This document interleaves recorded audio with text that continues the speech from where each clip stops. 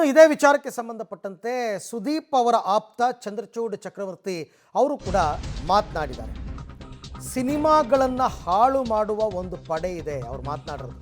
ಚಕ್ರವರ್ತಿ ಚಂದ್ರಚೂಡ್ ಹೇಳಿರ್ತಕ್ಕಂಥದ್ದು ಸಿನಿಮಾಗಳನ್ನು ಹಾಳು ಮಾಡೋದಕ್ಕೆ ಅಂತಲೇ ಒಂದು ಪಡೆ ಇದೆ.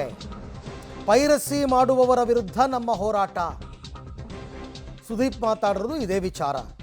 ಮ್ಯಾಕ್ಸ್ ರಿಲೀಸ್ ವೇಳೆ 11,000 ಫೇಕ್ ಲಿಂಕನ್ನು ಡಿಲೀಟ್ ಮಾಡಲಾಗಿತ್ತು. ಈಗ 45 ಬರ್ತಾ ಇದೆ, ಡೆವಿಲ್ ಬಂದಿದೆ.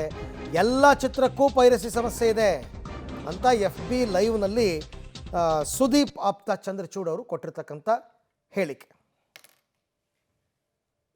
ಶೋನೇ ಮುಗಿದಿರಲ್ಲ, ನೀವು ಅಲ್ಲಿ ಟಿಕೆಟ್ ತಗೊಂಡು ಶೋ ಸ್ಟಾರ್ಟ್ ಆದ ತಕ್ಷಣ ನಿಮಗೆ ರಿವ್ಯೂ ಸೆಕ್ಷನ್ಸ್ ಓಪನ್ ಆಗುತ್ತೆ. ಆ ರಿವ್ಯೂ ಸೆಕ್ಷನ್ ಓಪನ್ ಆದ ತಕ್ಷಣ ಮಾಡ್ತಾರೆ. ನಾನು ಒಂದು 5 ವರ್ಷದಿಂದ ಇದನ್ನು ಟ್ರೈ ಮಾಡ್ತಾ ಇದ್ದೀನಿ. ಇದನ್ನು ಹೇಗೆ ಮಾಡಬೇಕು ಅಂದರೆ, ಆ ರಿವ್ಯೂಗಳು ಲಾಕ್ ಆಗುತ್ತೆ. ಆ ರಿವ್ಯೂಗಳನ್ನು ಲಾಕ್ ಮಾಡಿದ್ರೆ ಅದನ್ನು ಡಿಲೀಟ್ ಮಾಡೋದಕ್ಕೆ ಬರೋದಿಲ್ಲ, ಬುಕ್ ಮೈ ಶೋ ಮಾಡಲ್ಲ.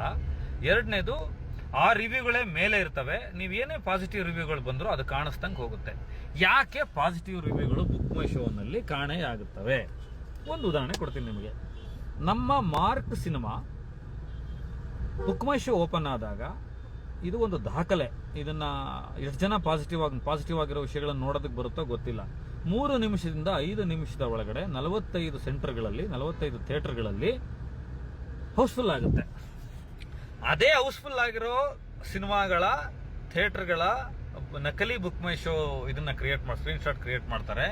ಈ ಥಿಯೇಟರ್ಗಳೆಲ್ಲ ಖಾಲಿ ಹೊಡಿತಾ ಇದೆ ಅಂತ ಹೇಳ್ತಾರೆ. ಇದನ್ನು ಕುಚೋದ್ಯ ಅಂತಿರೋ, ವಿಕೃತಿ ಅಂತಿರೋ. ಇದು